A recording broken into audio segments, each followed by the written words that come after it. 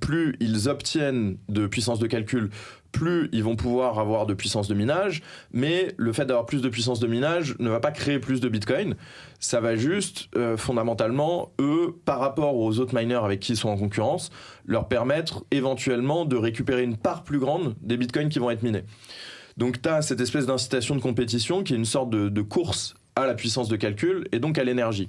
Néanmoins, un peu comme mon histoire avec les mineurs d'or, pour déterminer en tant que mineur combien d'énergie et combien d'investissement je dois faire, ça dépend beaucoup du prix de Bitcoin. Et fondamentalement parce que tu peux miner de n'importe où dans le monde, c'est pas comme un serveur Google qui a besoin d'être proche d'un centre de population ou autre, tu peux miner dans le désert, tu peux miner en haut d'une falaise, etc. Tu as intérêt à essayer d'aller chercher les kilowattheures qui sont les moins valorisés économiquement pour d'autres usages. Si par exemple j'essaye de miner en plein Paris, je vais rentrer en concurrence avec plein de gens à 19h qui veulent faire tourner leur machine à laver, écouter leur radio et regarder la télé. Et donc, parce qu'il y a beaucoup de demandes pour ce kilowattheure-là, moi je vais le payer très cher. Et vu que je suis en concurrence dans le monde entier avec des mineurs qui vont payer des kilowattheures beaucoup moins cher, en tant que mineur, je vais faire faillite très vite. Faut comprendre que le marché du mining, c'est le marché le plus darwinien au monde, hein. Il n'y a pas de bail-out et les gens font faillite très très régulièrement parce que fondamentalement il n'y a aucune barrière à l'entrée et tout le monde est en concurrence partout sur la planète.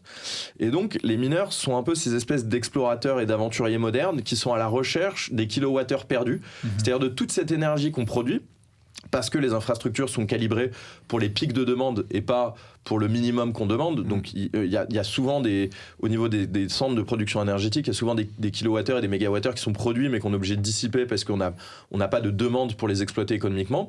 Et par ailleurs, on a aussi des sources énergétiques naturelles, que ce soit le solaire, que ce soit l'hydraulique, qui sont encore inexploitées à certains endroits parce qu'il n'y a pas de leitmotiv économique. Dans des pays très pauvres, par exemple, la population n'est pas suffisamment riche, entre guillemets, pour que ça incite des producteurs d'énergie de venir développer des centrales, des infrastructures, des barrages.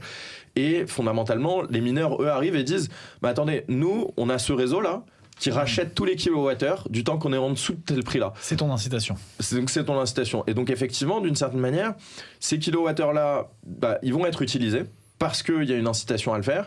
Et les bitcoins, ils vont être minés et ils sont absolument rares. Donc, d'une certaine manière, tu peux le voir comme une sorte de fonction sociale où par le marché et la cryptographie, tu vas avoir des agents qui vont aller monétiser les kilowattheures les plus gaspillés, entre guillemets, sur la planète pour les transformer en monnaie dans le sens où ils vont permettre de sécuriser le réseau et de garantir les propriétés de Bitcoin.